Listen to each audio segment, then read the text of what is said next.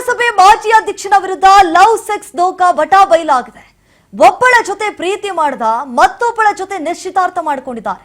T Narasipura ಪುರಸಭೆ ಮಾಜಿ ಅಧ್ಯಕ್ಷ ಮದನ್ ರಾಜ್ ಈ ರೀತಿಯಾದಂತಹ ಆರೋಪ ಕೇಳಿ ಬರ್ತಾ ಇದೆ. ಮದನ್ ರಾಜ್ ವಿರುದ್ಧ ಸಂತ್ರಸ್ತ ಯುವತಿ ದೂರನ್ನ ಕೊಟ್ಟಿದ್ದಾಳೆ. ದೈಹಿಕ ಸಂಪರ್ಕ ಬೆಳೆಸಿ ಮದುವೆಯಾಗದೆ ವಂಚನೆ ಮಾಡಿದ್ದಾನೆ ಅಂತ ಹೇಳಿ, ಜೊತೆಯಾಗಿರೋಣ ಅಂತ ಹೇಳಿ ನಂಬಿಸಿ ವಿಷವನ್ನ ಕುಡಿಸಿದ್ದಾರೆ ಎನ್ನುವಂತಹ ಆರೋಪ ಈಗ ಮದನ್ ಮೇಲೆ ಕೇಳಿ ಬರ್ತಾ ಇದೆ. ಇವತ್ತೀಗ ಪೊಲೀಸ್ ಠಾಣೆ ಮೆಟ್ಟಿಲೇರಿದ್ದಾಳೆ, ದೂರನ್ನ ಸಹ ಕೊಟ್ಟಿದ್ದಾಳೆ.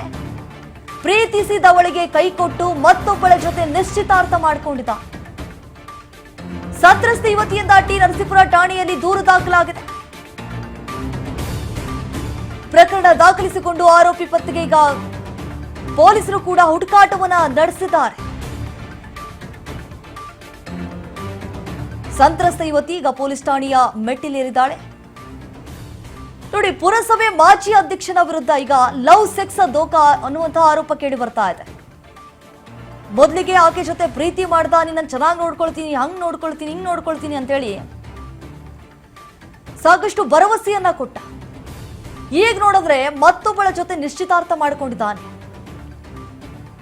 ಟಿ ನರಸೀಪುರ ಪುರಸಭೆ ಮಾಜಿ ಅಧ್ಯಕ್ಷ ಮದನ್ ರಾಜ್. ಈ ದೃಶ್ಯಾವಳಿಯಲ್ಲಿ ಗಮನಿಸ್ತಾ ಇದ್ದೀನಿ ನೋಡಿ, ಇದೇ ಮದನ್ ರಾಜ್ ಏನಿದ್ದಾನೆ, ಒಬ್ಬ ಯುವತಿಯನ್ನ ಲವ್ ಮಾಡ್ತಾ ಇದ್ದ. ಆಕೆಗೆ ಆಶ್ವಾಸನೆ ಕೊಟ್ಟಿದ್ದ, ನಾನು ನಿನ್ನ ಮದುವೆ ಆಗ್ತೀನಿ, ಚೆನ್ನಾಗಿ ನೋಡ್ಕೊಳ್ತೀನಿ ಅಂತ ಹೇಳಿ. ಈ ಕೊನೆಯದಾಗಿ ಈಗ ನಿಶ್ಚಿತಾರ್ಥ ಮಾಡ್ಕೊಂಡಿದ್ದಾನಂತೆ ಬೇರೆ ಹುಡುಗಿ ಜೊತೆ.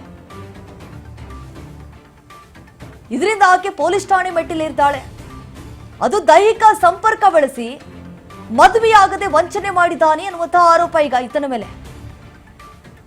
ಯಾಕೆ ಹೇಳಬೇಕಾಗಿತ್ತು ಜೊತೆಯಾಗಿರೋಣ ಅಂತ ಹೇಳಿ? ಯಾಕೆ ನಂಬಿಸ್ಬೇಕಾಗಿತ್ತು? ಈಗ ಯಾಕೆ ನಂಬಿಸಿ ಕತ್ಕೊಯ್ಯುವಂತಹ ಕೆಲಸ ಮಾಡಿದ್ದಾನೆ?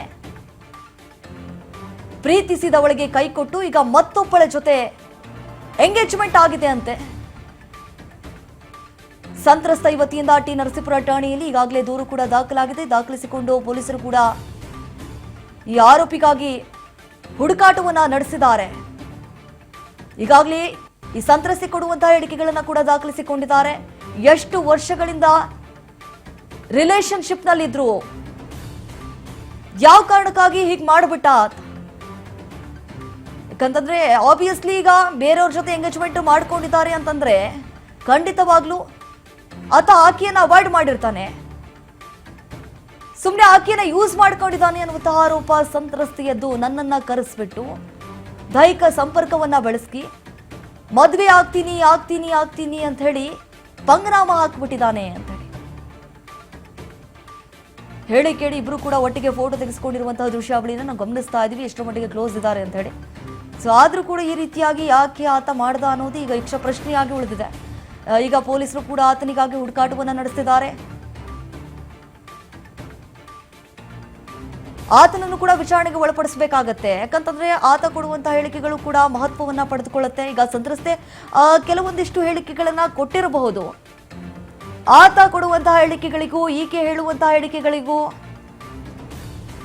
ಅಲ್ಲಿ ಹೋಲಿಕೆಗಳಾಗುತ್ತಾ ಅನ್ನೋದು ಕೂಡ ಪೊಲೀಸರು ನೋಡ್ಬೇಕಾಗತ್ತೆ. ಯಾವ ಕಾರಣಕ್ಕಾಗಿ ಈಕೆನ ಆತ ಅವಾಯ್ಡ್ ಮಾಡ್ದ?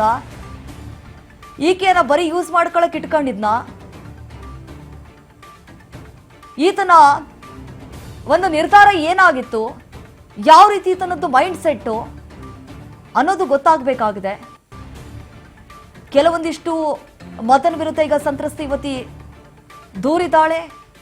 ಕೆಲವೊಂದು ವಿಚಾರಗಳನ್ನು ಕೂಡ ಪ್ರಸ್ತಾಪ ಮಾಡಿದ್ದಾಳೆ. ಅದರಲ್ಲಿ ನನ್ನನ್ನ ದೈಹಿಕವಾಗಿ ಆತ ಬಳಕೆ ಮಾಡ್ಕೊಂಡಿದ್ದಾನೆ ಅಂತ ಹೇಳಿ, ಅದೆಷ್ಟು ಮಟ್ಟಿಗೆ ಸರಿ ಗೊತ್ತಿಲ್ಲ ನಮ್ಗೆ.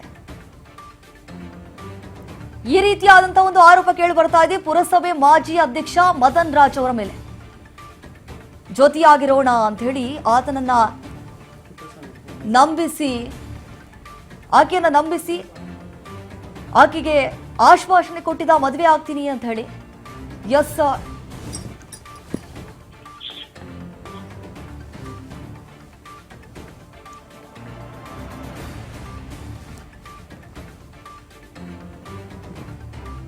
ನೋಡಿ, ಈಗ ಮದುವೆ ಆಗದೆ ವಂಚನೆ ಮಾಡಿದ್ದಾನೆ ಅನ್ನುವಂತಹ ಆರೋಪ ಕೇಳಿ ಬರ್ತಾ ಇದೆ. ಈಗಾಗಲೇ ಪೊಲೀಸರು ಕೂಡ ಹುಡುಕಾಟವನ್ನ ನಡೆಸಿದ್ದಾರೆ. ಆತ ಎಲ್ಲಿದ್ದಾನೆ, ಏನ್ ಮಾಡ್ತಿದ್ದಾನೆ, ಎಲ್ಲಿ ಹೋಗಿದ್ದಾನೆ, ಎಷ್ಟು ದಿನಗಳಿಂದ ಇವರು ರಿಲೇಶನ್ಶಿಪ್ ನಲ್ಲಿ ಇದ್ರು ಅಂತ ಹೇಳಿ ಎಸ್, ಇದ್ರ ಬಗ್ಗೆ ಮತ್ತಷ್ಟು ಮಾಹಿತಿನ ಕೊಡ್ತಾರೆ ನಮ್ಮ ಪ್ರತಿನಿಧಿ ಪುಟ್ಟಸ್ವಾಮಿ. ಈಗ ಫೋನ್ ಸಂಪರ್ಕದಲ್ಲಿ ಜಾಯ್ನ್ ಆಗಿದ್ದಾರೆ. ಎಸ್ ಪುಟ್ಟಸ್ವಾಮಿ, ಏನಿದು ಘಟನೆ? ಯುವತಿಯನ್ನ ನಂಬಿಸಿ ಈಗ ಕೈ ಕೊಟ್ಟು ಬೇರೆಯವ್ರ ಜೊತೆ ನಿಶ್ಚಿತಾರ್ಥ ಮಾಡ್ಕೊಂಡಿದ್ದಾನಲ್ಲ, ಯಾಕೆ ಈ ರೀತಿಯಾದಂತಹ ನಿರ್ಧಾರವನ್ನ ಆತ ತೆಗೆದುಕೊಂಡ ಅಂತ?